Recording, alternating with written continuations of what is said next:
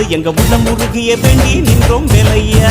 அழகு என்றாலே முருகன் தானையா, எங்க அழகு சுந்தரம் பார்த்து கேட்டு அருள் புரிவாயா. சேவல் கொடியுடன் சிரிக்கும் முருகையா, எங்க வாழ்க்கையில வெற்றி பொங்க தருவாயா.